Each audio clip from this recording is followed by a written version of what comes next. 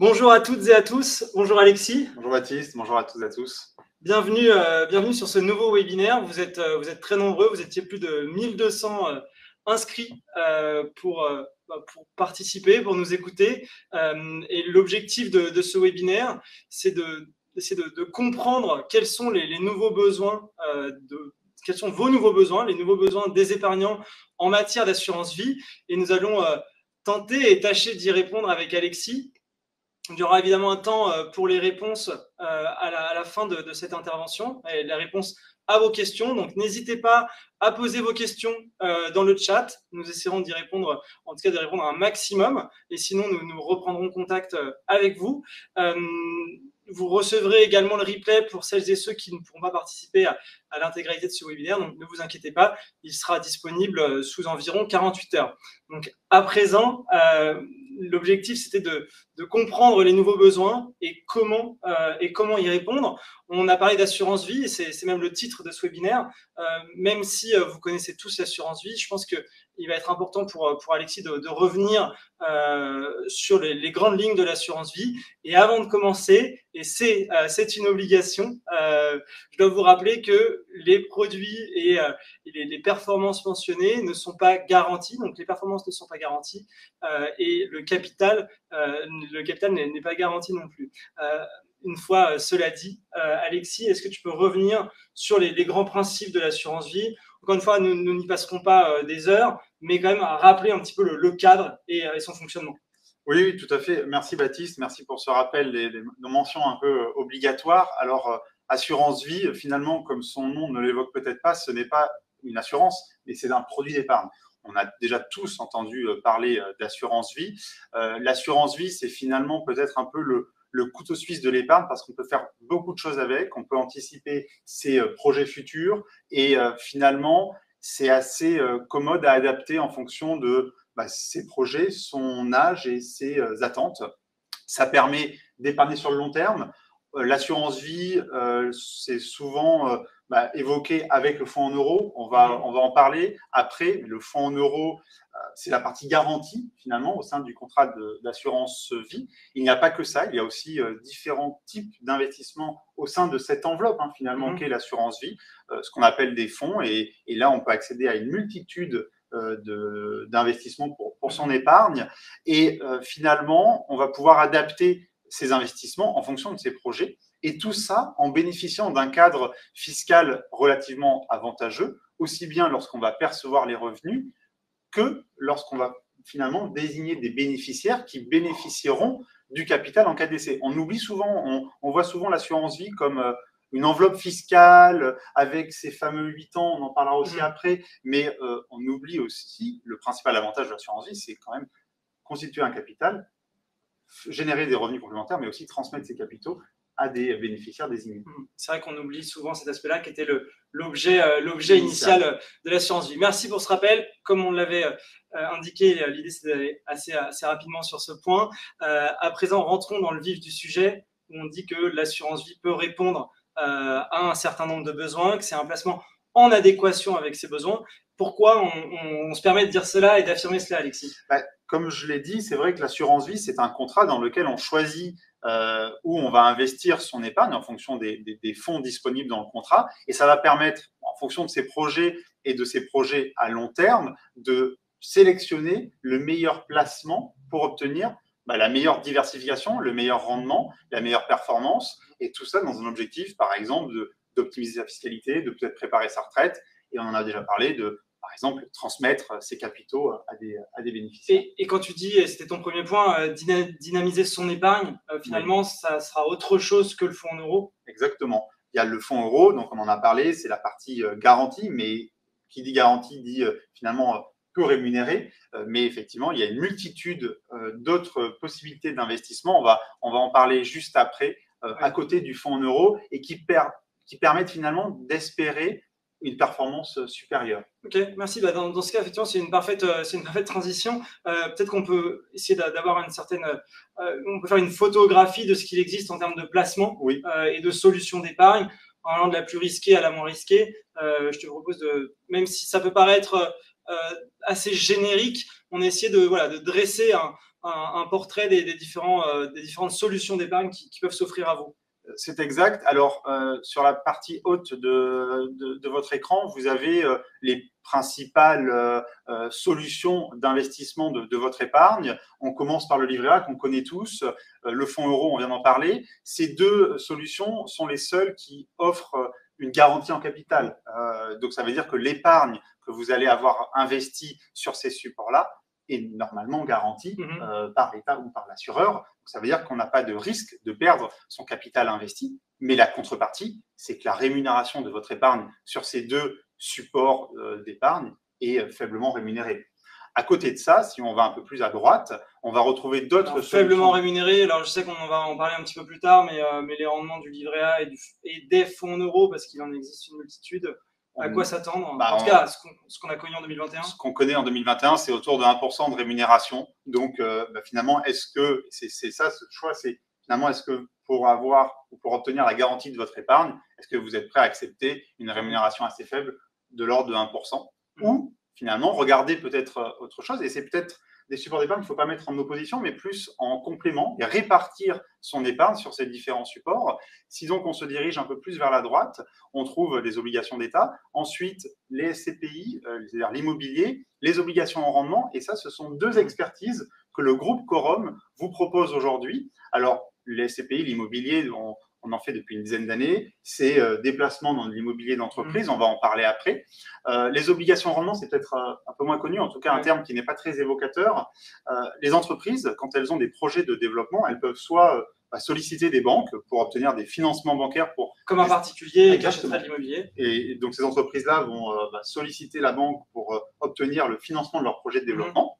Ou sinon, elles peuvent faire appel à l'épargne, à des épargnants qui vont finalement leur prêter de l'épargne pour qu'elles financent leur projet. Et c'est effectivement la seconde expertise du groupe Quorum, c'est de sélectionner des entreprises, de les accompagner dans leur projet de développement en leur mettant à disposition de l'épargne pour financer leur projet. Nous avons encore un peu plus à droite les actions et les crypto-monnaies. Alors, il y a encore d'autres catégories d'épargne, mais là, on va de plus en plus vers un risque important.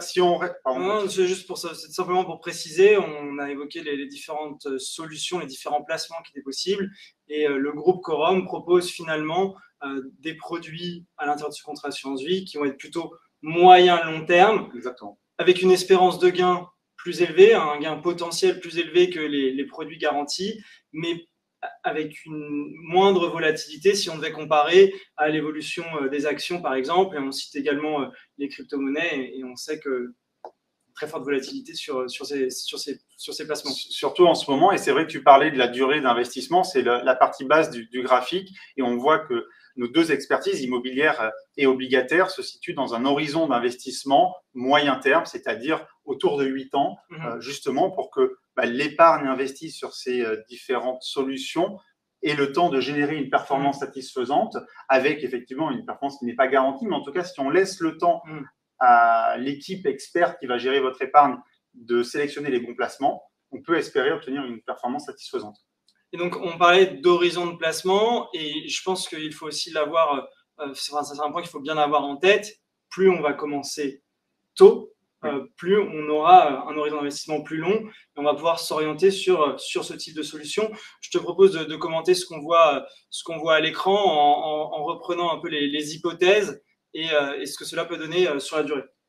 Tu as tout à fait raison, c'est vrai que sa constitution d'épargne et finalement la réponse à ses projets futurs, elle s'anticipe. Et si on peut l'anticiper le plus tôt possible, c'est finalement la meilleure réponse que l'on aura à son besoin futur de revenus ou de capital. Dans ce graphique, on a souhaité l'illustrer.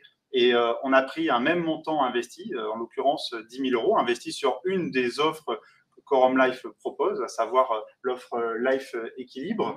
Et donc, finalement, le montant investi de 10 000 euros, si on l'investit à 20 ans, 30 ans ou 40 ans, on voit que, par exemple, à l'âge de 60 ans, qui est plus ou moins l'âge de départ à la retraite, qui est un peu en train de changer, ou qui a peut-être changé, mais en tout cas, ça peut être un horizon de besoin de revenus complémentaires. On voit qu'en commençant, finalement, 10 ans plus tôt, plutôt à 20 ans qu'à 30 ans, le capital atteint à terme avec les intérêts générés, espérés, c'est significativement supérieur. On arrive, si on a commencé à 20 ans, à un capital à terme de 63 000 euros, alors que si on a commencé 20 ans plus tard, on est à peine à 24 000 euros. Et donc, c'est vrai qu'à 20 ans, on est plutôt préoccupé par ses études supérieures, par son entrée dans la vie active. C'est pas simple. Mais en tout cas, si on peut commencer dès le plus jeune âge, il faut le faire. Et même peut-être même le faire pour vos enfants. Oui, voilà ça, pour les enfants des personnes connectées, des participants.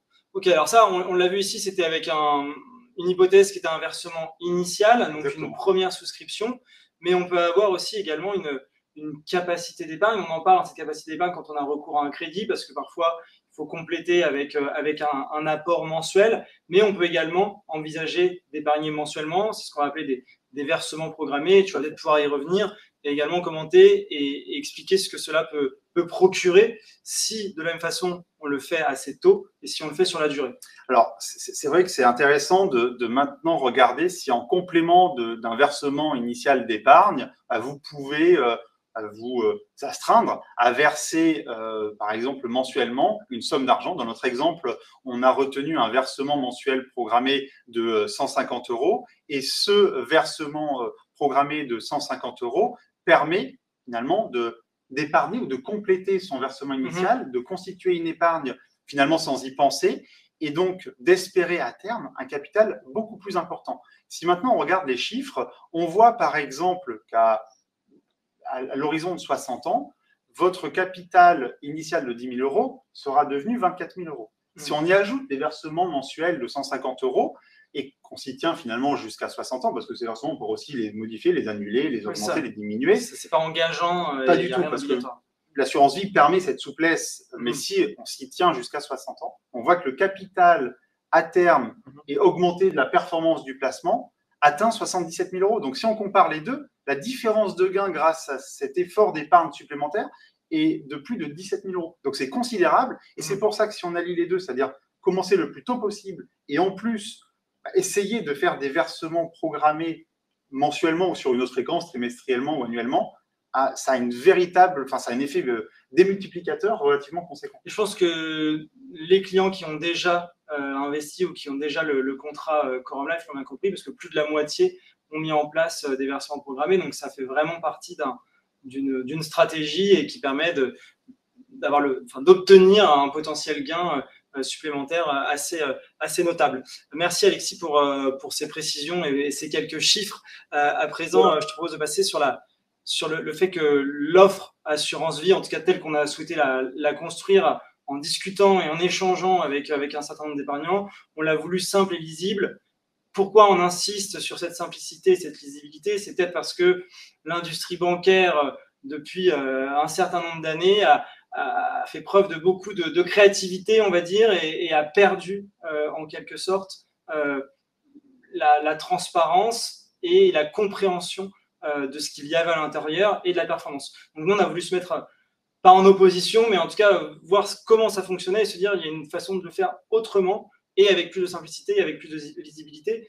Est-ce que tu peux l'illustrer, parce que ce que je viens de dire est très beau, mais, comment on le constate? C'est vrai, tu as raison, on parle tous les jours à beaucoup d'épargnants et on constate déjà une première chose, c'est qu'aujourd'hui, on recherche finalement à donner du sens à son épargne. Et les banques assurances ont essayé d'avoir une offre la plus large possible, mais finalement a perdu totalement l'épargnant dans son choix et dans sa sélection, ou en tout cas, comment il souhaitait investir son épargne. Nous, c'est vrai qu'on a pensé une offre beaucoup plus simple, beaucoup plus transparente, mais pas moins diversifiée. On va en parler après. Oui, parce que finalement, tu ne l'as pas dit, mais dans Quorum Life, on va retrouver 8 solutions, 8 fonds. C'est rien.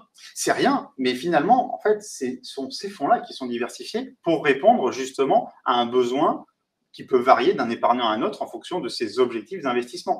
Donc, on va avoir, par exemple, sur notre expertise immobilière, des SCPI qui vont ne pas être investis qu'en France, mais dans une quinzaine de pays en zone euro et même au-delà de la zone euro aujourd'hui, pas que dans de l'immobilier de bureau, mais dans une multitude de typologies d'immobilier professionnel, des commerces, de l'hôtellerie, enfin toutes ces diversifications sectorielles. On a aussi la diversification géographique, et tout ça dans un but assez simple, mais que vous connaissez aussi vous en tant qu'épargnant, c'est la diversification des risques. Parce que finalement, si on a un produit qui est diversifié, on va venir répartir le risque que vous acceptez de prendre sur une multitude de locataires, d'immeubles ou d'entreprises, si on se situe plutôt sur la partie obligataire, où là, comme sur l'immobilier, notre équipe, qui est une équipe relativement expérimentée, va sélectionner différentes entreprises dans différents secteurs économiques. Et différents pays également. Tout à fait, pour répartir le risque. Et c'est ça qui est important.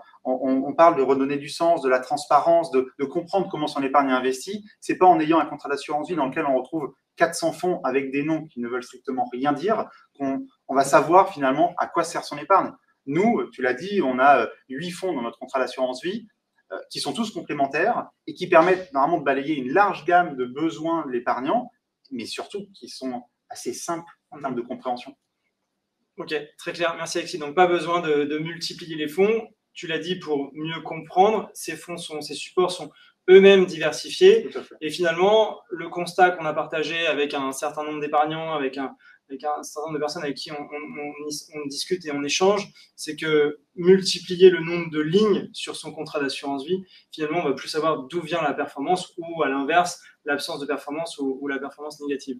Ok, merci Alexis. À présent, et toujours sur cette thématique de la simplicité et de la lisibilité, on évoque la transparence. Alors, ce que j'ai envie de dire, c'est que la transparence, on n'a pas notamment la transparence relative aux frais, parce qu'il y a des frais, évidemment, sur tous les produits d'épargne. Un produit sans frais, ça n'existe pas. On n'a pas attendu chez Quorum que la réglementation évolue pour s'obliger à cette transparence, parce que c'est quelque chose que l'on devait aux épargnants. Comment ça se traduit dans les faits sur ce contrat d'assurance vie? Tu as tout à fait raison, Baptiste. C'est vrai qu'il y a la transparence sur comment on gère nos fonds, notre expertise immobilière et obligataire, mais il y a effectivement aussi la transparence sur les frais, sur qu'est-ce que va coûter la gestion de votre épargne. Un contrat d'assurance vie, on va essayer de l'expliquer très simplement. Normalement, vous allez avoir des frais de gestion pour la gestion de votre épargne sur chacun des fonds sur lesquels vous allez avoir investi votre épargne, mais vous allez aussi supporter des frais de gestion du contrat d'assurance vie en lui-même. Ça, on le sait un peu moins. On le sait même pas du tout. Enfin, c'est quand même assez opaque. Vous avez un empilement des frais qui est pas tellement justifié, parce que payer finalement pour la gestion de votre épargne pour accéder à une expertise, ça a du sens. On espère de la performance, mais en tout cas, ça a du sens. C'est finalement pour un service rendu. Payer pour finalement obtenir l'enveloppe fiscale qu'on connaît, qui est l'assurance vie, ça a quand même beaucoup moins de sens. Chez nous, on n'a pas fait ce choix avec Quorum Life. Vous retrouvez nos produits. Alors, peut-être précise que Quorum Life, et je sais que c'est une question qui est intervenue dans le chat, Quorum Life, c'est la compagnie du groupe Quorum qui Exactement. a été créée et qui est gérée en interne. Ce contrat, il n'est pas assuré par un grand assureur français éventuel. C'est vrai qu'en 2020, on a fait le choix de créer notre propre compagnie d'assurance vie pour garder notre indépendance, notre capacité d'innovation et de proposer une offre différente, transparente et simple. On en a déjà parlé. Mais surtout, cette indépendance, elle nous permet de faire le choix de ne pas prendre ces frais de gestion du contrat, exactement, qui viendraient finalement être additionnels aux frais des fonds sélectionnés dans votre contrat Quorum Life. Donc, les seuls frais que vous payez, c'est pour accéder à l'expertise de nos équipes, aussi bien immobilière que obligataire. Oui, donc avec une commission de souscription sur la SCPI, comme on l'aurait lors d'une souscription en direct, une commission de souscription sur certains des fonds obligataires, comme on les aurait en direct. Donc, pas de frais supplémentaires, mais des frais existent néanmoins, et je l'ai dit juste avant, évidemment, il y a des frais pour rémunérer le travail et le service apporté. Comment ça se traduit au quotidien? Là, je pense qu'on l'a explicité. L'idée, c'est de ne pas créer un millefeuille de frais, parce que c'était le constat qu'on avait partagé avec un certain nombre d'entre vous. Comment ça se traduit au quotidien et dans ce que l'on peut mettre à disposition des épargnants? Alors, tous les trimestres, on met à disposition de nos épargnants finalement un relevé qui va illustrer la performance de leur épargne et finalement être relativement compréhensible. Et tu l'as dit, c'était de nombreuses heures d'écoute de nos épargnants. Écoute, et puis on a regardé également ce qui se faisait par ailleurs quand nous-mêmes, on a un contrat d'assurance vie dans une autre compagnie, dans une autre compagnie d'assurance vie, on reçoit des relevés et finalement on ne comprend pas ce qui s'y passe.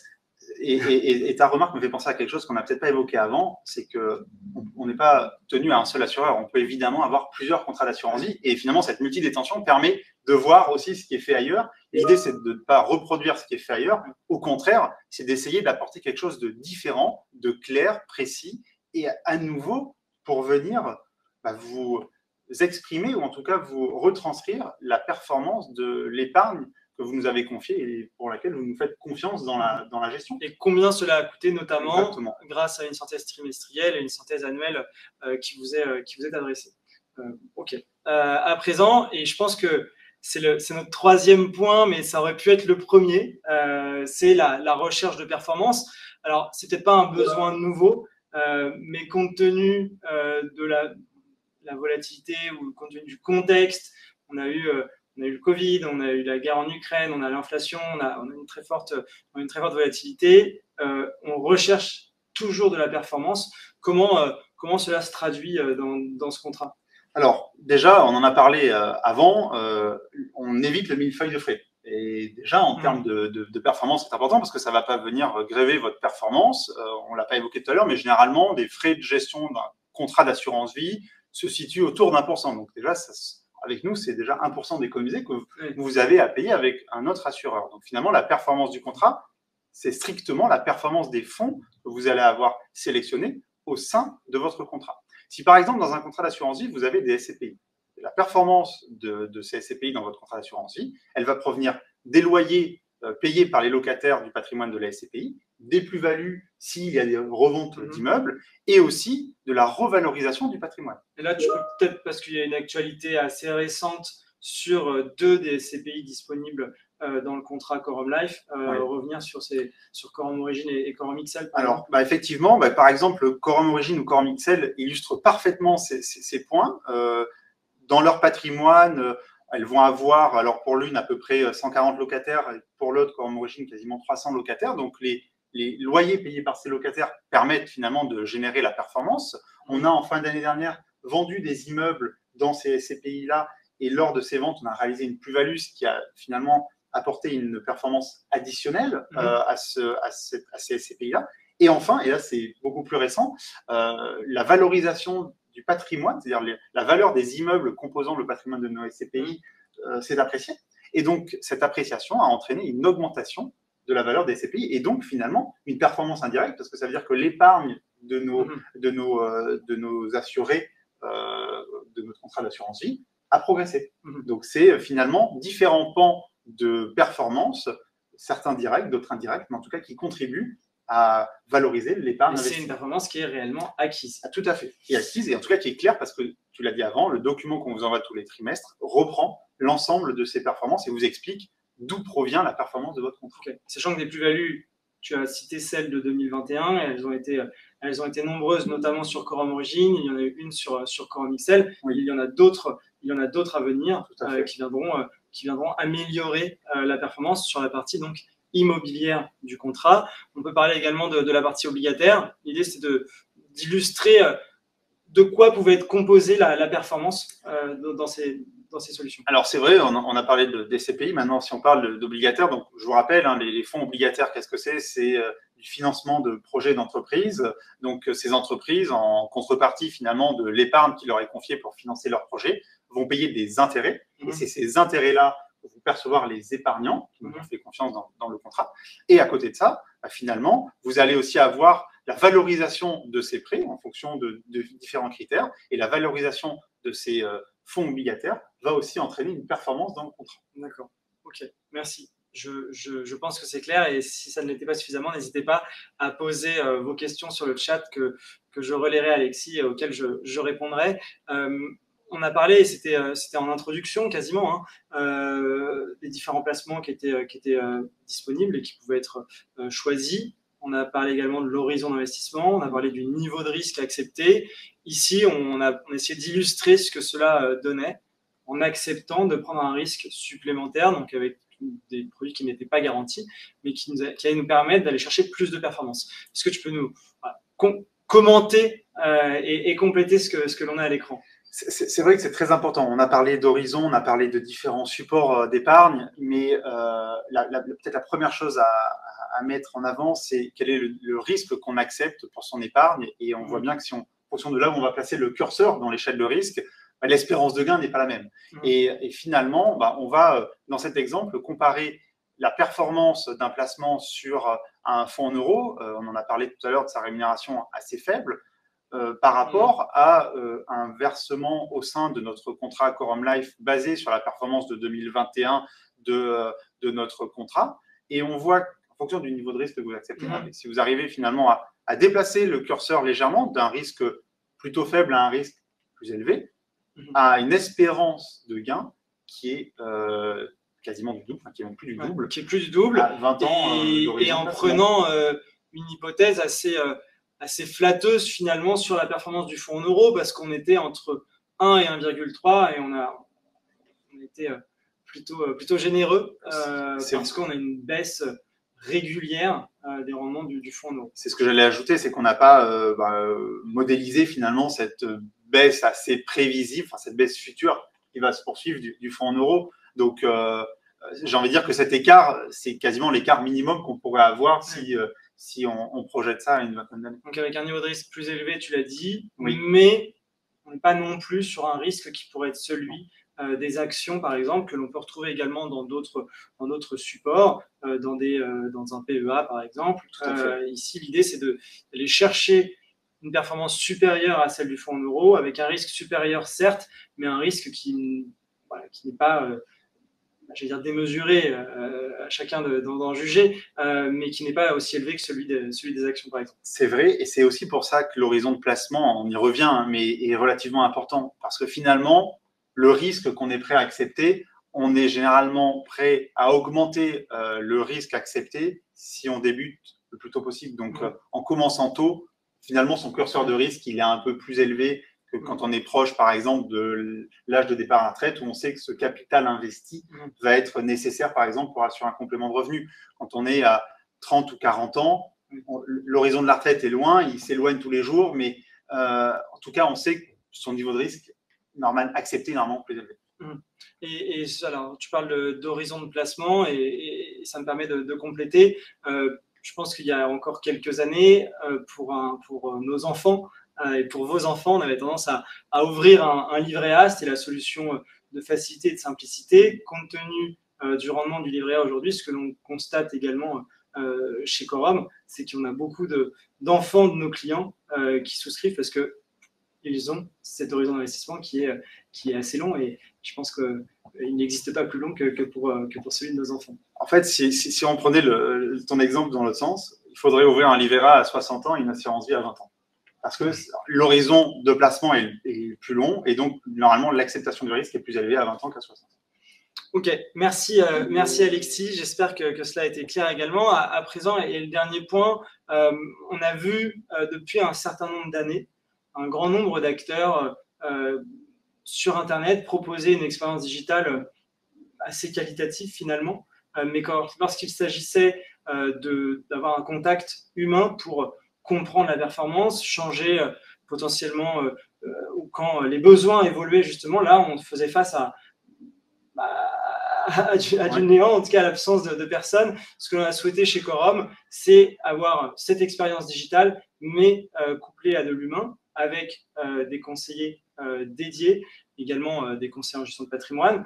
Et l'idée, c'est d'avoir cet accompagnement sur la durée, parce que tu peux l'illustrer. Il est essentiel cet accompagnement, parce que depuis tout à l'heure, on parle d'horizon de placement, de performance, de choix de nos fonds. Alors nous, on en a 8, les banques assureurs qui en ont des centaines, c'est encore plus compliqué. Mais cet accompagnement, il est nécessaire parce que les projets évoluent, les besoins, les attentes évoluent, et avoir une personne de proximité, ou en tout cas qui connaît ses projets avant la souscription, c'est très bien. Pendant, c'est pratique aussi, mais surtout après, parce que après, finalement, c'est là où vous allez pouvoir finalement continuer à faire le point sur votre épargne, savoir si les choix que vous avez faits, les choix initiaux, sont toujours en cohérence avec vos objectifs qui ont pu changer entre-temps. Donc, oui, tu l'as dit, au sein du groupe Quorum, on a des conseillers, on a des partenaires conseillers en gestion de patrimoine avec lesquels nous travaillons également, et ce sont tous ces acteurs de l'épargne qui sont en mesure de vous offrir cet accompagnement pour finalement espérer la meilleure répartition de ses investissements et la meilleure valorisation de son épargne. Et puis le meilleur des deux mondes et le digital lorsqu'il s'agit de faire certaines opérations et notamment de souscription, oui. Et l'humain pour le conseil et l'accompagnement. Exactement. Ok, très bien. Merci beaucoup Alexis. Ce que je vous propose, c'est de passer à présent aux questions-réponses dont je vais prendre connaissance. Alors, il y a eu un très grand nombre de questions, visiblement. Je vais essayer d'en relayer le maximum. On va tenter d'y répondre avec Alexis. C'était un des points qui avait été évoqué. Tu vas pouvoir compléter, Alexis. Donc, monsieur Xavier T nous dit bonjour. Est-ce opportun d'investir dans une assurance vie retraite à partir de 60 ans? Doit-on privilégier le fonds en euros ou prendre un peu plus de risques avec les unités de compte?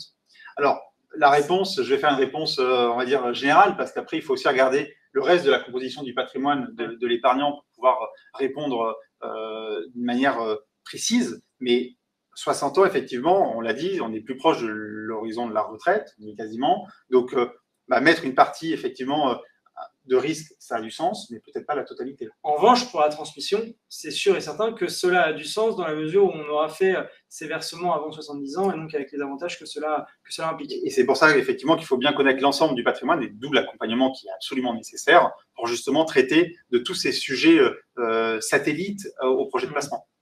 Ok.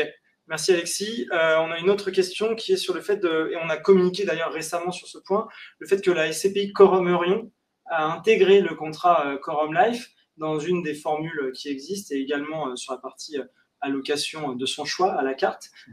Quelle est la différence finalement avec Corum Origine et Corum XL? C'est vrai qu'on n'en a pas parlé, on en entend beaucoup parler, on parle d'investissement ISR ou ESG. Alors, ça ne veut pas dire grand-chose, on parlait de transparence tout à l'heure. Ces investissements-là sont des investissements qui prennent des critères extra-financiers, environnementaux, sociaux. Nous, dans la gestion de nos produits, c'est des critères qu'on a intégrés depuis très longtemps et sans vouloir céder plutôt aux enjeux marketing, c'est des choses qu'on fait depuis plusieurs années. Cette SCPI-là, on l'a intégrée au contrat. Dès son lancement, il y a 2 ans, on avait effectivement envisagé de créer un produit immobilier qui allait aussi répondre à ces enjeux-là, mais plutôt finalement dans un sens inverse, de dire on ne répond pas aux critères, on va plutôt gérer l'épargne immobilière comme on le fait, et si on répond aux critères, tant mieux. On n'est pas juste allé chercher quelque chose de marketing, parce que c'est la pire des choses, et on en revient à finalement l'opacité, le manque de compréhension des investissements, mais au contraire, c'est la transparence, c'est la simplicité, et cette SCPI, elle investit dans l'immobilier en zone euro, mais aussi avec ces critères extra-financiers. Ok, et donc c'est une parfaite transition pour une autre question d'un des participants qui nous dit est-ce qu'il est possible de souscrire à un contrat assurance vie de façon libre? Ce que ça inclut, c'est à la carte, on va choisir soi-même la répartition ou uniquement via un profil. Et ce monsieur connaît déjà notre contrat assurance vie, visiblement, puisqu'il cite Smart ISR, qui est une des allocations recommandées, où on va retrouver Corum Eurion notamment, et le fonds Corum Eutler Smart ESG. Effectivement, on n'en a pas beaucoup parlé jusqu'alors, mais notre contrat d'assurance vie offre 2 possibilités. Soit d'opter pour un des profils prédéterminés. On a essayé de balayer le panel le plus large de besoins d'investissement de nos épargnants. Donc, on a des profils qui sont déjà préconçus avec une répartition de votre épargne sur nos différents fonds pour accéder à nos différentes expertises. Et à côté de ça, vous avez aussi la possibilité d'investir votre épargne comme vous le souhaitez, avec certaines contraintes en termes de niveau d'investissement sur notre partie immobilière et sur notre partie obligataire, ce qui est assez logique, et ça, c'est plutôt des contraintes réglementaires. Oui. Mais, parce que l'assureur, Corum Life, assure la liquidité. Exactement. Et les produits immobiliers sont par nature des produits long terme. Tout à fait. Potentiellement illiquides, même s'ils le sont dans la réalité aujourd'hui, mais dans la théorie, ils peuvent l'être, et pour cette raison-là, la quote-part réservée à l'immobilier ne peut dépasser 55%. Une autre question à présent, réinvestir les dividendes mensuels peut-il être intéressant, et comment peut-on le stimuler? C'est-à-dire que cette question tombe à pic. Alors, de toute façon, quand on est dans le contrat d'assurance vie, les revenus, on en a parlé avant, les revenus générés de la SCPI, c'est-à-dire principalement les loyers que l'on encaisse des locataires, sont réinvestis. C'est-à-dire que vous allez avoir la partie immobilière de votre contrat d'assurance vie qui va naturellement croître grâce aux revenus qu'on va encaisser qui vont venir augmenter le capital ou l'épargne plutôt investie en SCPI. Ok, merci Alexis. En introduction, on a parlé de volatilité sur les marchés, on a parlé d'inflation. Ici, Monsieur Christian S nous pose la question de la hausse des taux annoncée, et elle a été évoquée très récemment. Elle va se faire en plusieurs étapes, en plusieurs phases. Qu'est-ce que ça va impliquer? Quelles vont être les conséquences sur la performance des obligations qui sont détenues dans les différents fonds obligataires qui composent Quorum Life? C'est une question un peu technique. Je vais essayer d'avoir une réponse assez claire et rapide. Je vais déjà dire que si la hausse des taux se poursuit, elle aura plus d'incidence sur la performance du fonds en euros que sur les obligations de notre contrat Quorum Life. Parce qu'en fait, le fonds en euros, il est composé principalement d'obligations d'État qui aujourd'hui ont des rendements, des rémunérations très faibles et qui seront très fortement impactées en cas de remontée des taux. Pour les produits obligataires que vous retrouvez dans les contrats Quorum Life, c'est différent. La hausse des taux a beaucoup moins d'importance sur ces différents fonds parce que, je vous l'ai dit tout à l'heure, on finance des projets d'entreprise. Et ces entreprises-là, une fois que ces projets sont financés, la hausse des taux n'a que plus beaucoup d'incidence sur la valeur finalement des intérêts qu'elles vont payer. Donc, la hausse des taux aura une conséquence relativement modeste sur l'éventuelle baisse, parce que je pense que la question implicite, c'était ça, sur la baisse des valeurs de nos fonds obligataires. Ok, merci Alexis. À présent, une question relative à l'immobilier. Pourquoi les frais d'entrée de nos SCPI sont plus élevés que ceux de certains de nos concurrents? Et en l'occurrence, ils sont de 12% sur Quorum Orion, 12% sur Quorum XL et 11,96 pour être très précis sur Quorum Origine. Alors, ils sont peut-être pas plus élevés parce qu'on est dans la moyenne. Oui, la moyenne est entre 10 et 12. Exactement. On voit apparaître de nouvelles SCPI qui mettent en avant le fait de ne pas avoir de frais lorsque vous souscrivez. Ce qu'elles oublient de dire, c'est que ce sont des frais à l'entrée. Hein. Et exactement. Parce que je l'ai dit en introduction, des solutions d'épargne sans frais, c'est le livret A. Ouais. Et ça s'arrête là. Et c'est ça en fait. C'est-à-dire qu'à nouveau, on revient sur cet aspect transparence et simplicité. On préfère effectivement affirmer qu'il y a des frais de souscription, mais qui viennent finalement rémunérer une expertise, un savoir-faire, le travail des gens qui s'occupent d'épargne et une performance espérée. Et à côté de ça, il y a effectivement des SCPI qui ne vont pas avoir de frais de souscription, mais qui vont avoir d'autres frais par ailleurs, en tout cas durant la vie de la SCPI. Et si on regarde l'ensemble de ces frais sur, par exemple, une dizaine d'années, on voit qu'ils sont bien plus élevés que les frais de souscription. Donc, encore une fois, on a des frais qui peuvent paraître élevés, mais qui sont assez comparables, par exemple, à des frais que vous pourriez avoir si demain vous faites un investissement immobilier, des frais de notaire, éventuellement des frais d'agence immobilière. Donc, oui, c'est élevé, mais en fait, on a le sentiment qu'ils sont élevés parce qu'on les connaît, alors que la plupart des autres placements, on ne les voit pas, mais ils sont pour autant aussi élevés. Ok, merci Alexis. Une autre question à laquelle je vais peut-être répondre. René N nous dit dommage, le contrat Quorum Life limite au seul SCPI Quorum, c'est restrictif, alors qu'il y a aussi des fonds immobiliers, SC, SCI, donc Société Civile Immobilière, qui trouvent une alternative aux fonds en euros. Et on est parfaitement d'accord avec le fait que ces autres supports sont des alternatives aux fonds en euros. Tu l'as dit également en préambule, il est possible d'avoir un contrat, mais il est aussi possible d'avoir 15 contrats. Ce n'est pas quelque chose de limitatif. On va avoir autant de contrats que l'on le souhaite. On a voulu se limiter aux fonds, aux produits, aux solutions Quorum, que ce soit sur la partie immobilière ou obligataire. Ça nous permet de connaître et maîtriser toute la chaîne. C'est-à-dire qu'on maîtrise de la création, de la conception à la gestion, la distribution des dividendes sur la partie immobilière, par exemple, des plus-values générées éventuellement sur la partie obligataire, et on connaît parfaitement les gérants, ce sont nos collègues avec lesquels on échange au quotidien, qui travaillent depuis un certain nombre d'années chez Quorum, et on préfère aujourd'hui privilégier des solutions et des produits d'épargne que l'on maîtrise de A à Z que d'ouvrir à d'éventuels autres supports et d'autres entreprises qui peuvent être également des concurrents, et je pense que ça peut être tout à fait complémentaire parce qu'ici, ce sont les performances de Quorum que l'on affichera et pour lesquelles on sera responsable, on va dire, et on préfère privilégier ces supports. Notre savoir-faire, finalement. Exactement. Peut-on acheter des SCPI en dehors d'un contrat d'assurance vie? La réponse est oui. Et d'ailleurs, initialement, les SCPI, on y souscrivait en direct, et c'est un petit peu plus tard qu'on a pu y souscrire via des contrats d'assurance vie. Peut-être juste pour compléter très rapidement, les deux, à nouveau, ne sont pas contradictoires. On peut tout à fait avoir des SCPI en direct, enfin, c'est-à-dire vous détenir des parts de SCPI comme on détient de l'immobilier, pour répondre à certains besoins, projets, des revenus complémentaires immédiats ou autres, et de l'autre côté, en complément ou en parallèle, avoir un contrat d'assurance vie dans lequel on va capitaliser et répondre à un autre besoin. Et c'est aussi pour ça que l'accompagnement au moment de la souscription, avant la souscription et après, est absolument nécessaire, parce que vous allez, avec votre conseiller, vous poser les bonnes questions pour savoir, voilà, est-ce que j'ai des SCPI en direct? J'en ai, oui. Est-ce que maintenant, ce ne serait pas judicieux d'avoir en complément, pour un autre besoin, un contrat d'assurance vie? Ok. C'est pas l'un ou l'autre, ça peut être l'un et l'autre en fonction des besoins. Quelle est la rentabilité de la partie obligataire pour 2021? Question de Gwenaël G.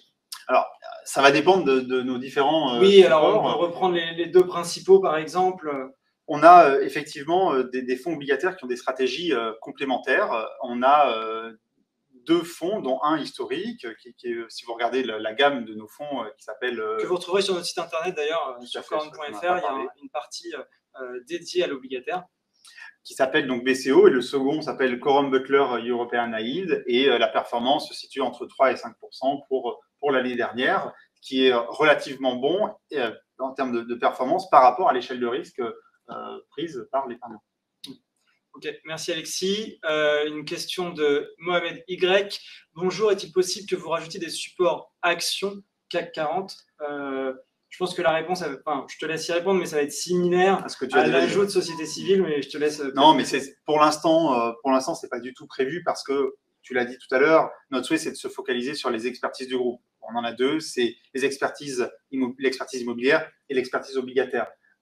Et avoir nos propres fonds où on gère finalement toute la chaîne du début à la fin, et avoir cette capacité de maintenir notre transparence, parce que avoir des supports d'investissement différents, par exemple des actions du CAC 40, nécessite une expertise additionnelle, et si ce n'est plus nos équipes qui gérons cette expertise-là, on ne sera pas en mesure de vous fournir la même équivalence de transparence que pour nos autres expertises. Donc pour l'instant, non. Ok, merci Alexis. Alors, on a une question un petit peu plus technique, mais on va essayer d'y répondre simplement. Une question de Laurent K. Avec le prélèvement à la source. Alors, ça, c'est quelqu'un qui connaît bien nos SCPI parce qu'elles sont investies à l'étranger, et donc Corum paie pour le compte de ses clients un impôt à l'étranger. La fiscalité globale des SCPI européennes est plus lourde dans l'assurance vie qu'en direct. Alors ça c'est faux, mais on va y répondre. Quel est l'intérêt de prendre Corum Life pour des SCPI européennes? Alors c'est vrai. Alors c'est pas tout à fait faux, parce que dans la plupart des cas, c'est comme ça que ça se passe. Oui, mais là on parle de Corum Life, donc chez les autres peut-être que ça n'a pas d'intérêt. C'est ça. Non, c'est vrai que dans un contrat classique d'assurance vie dans lequel vous retrouvez des SCPI européennes qui ont supporté une fiscalité à l'étranger dans le lieu d'encaissement des loyers, la fiscalité est payée, parce que quand on en a peu parlé, mais quand on est dans le cadre de l'assurance vie, on est finalement en sursis d'imposition, on est en franchise d'imposition tant qu'on reste dans ce contrat. Donc c'est vrai qu'on peut se dire, mais pourquoi avoir des SCPI dans mon contrat d'assurance vie qui, elles, vont supporter une fiscalité que je n'aurais normalement pas dû supporter compte tenu du cadre fiscal de l'assurance vie? C'est vrai chez les autres. Chez nous, on a fait le choix finalement de manière indirecte, et on ne va pas rentrer dans le mécanisme peut-être. Mais c'est de rendre finalement cet impôt payé à l'étranger, on le reverse pour le compte de chacun des assurés qui contient des parts de SCPI dans son contrat d'assurance vie. Donc, on peut prendre les performances des SCPI. Quand on annonce un objectif de 5% par exemple sur Corum XL, c'est bien 5% qui vont venir alimenter la ligne Corum XL dans le contrat Corum Life de chaque assuré. Donc il n'y a pas de frottement fiscal, il n'y a pas de double fiscalité, ce qui peut être le cas, et Alexis l'a dit, chez d'autres assureurs. Chez Corum, on a fait cet effort parce que, encore une fois, par souci de transparence et de lisibilité, et parce que c'est dans l'intérêt de nos clients, tout simplement. Dernière question, parce qu'on est en train de déborder sur le temps qui nous était imparti. Alexis, y a-t-il des frais d'entrée sur les versements initiaux, donc sur les souscriptions, et sur les versements périodiques? On a parlé de versements programmés pour essayer de capitaliser encore plus et d'organiser son placement dans la durée. Encore une fois, c'est fait de manière très simple, et on l'a pensé pour être le plus compréhensible possible. Vous avez exactement les mêmes frais quand vous souscrivez votre la première fois dans le contrat Quorum Life ou quand vous faites des versements périodiques. Donc, par exemple, pour les SCPI, on parlait des 12% de frais, que vous souscriviez une fois ou qu'après vous mettez en place des versements périodiques ou vous fassiez des versements complémentaires, vous supporterez la même typologie de frais. La même typologie de frais. Très bien. Merci beaucoup. Je pense qu'on a essayé de répondre en tout cas à un maximum de questions. Si certaines étaient restées sans réponse, sachez que nous en disposons, nous avons vos coordonnées et nous ne manquerons pas de revenir vers vous pour vous répondre. Vous nous aviez laissé vos coordonnées au moment de l'inscription. Vous recevrez le replay. Merci pour votre participation parce qu'on a eu un grand nombre de questions. Vous étiez très nombreux connectés. Donc, merci beaucoup et nous vous souhaitons une bonne journée et à très bientôt. Merci à tous. Alexis. Merci Baptiste. À bientôt. Bonne journée. Au revoir.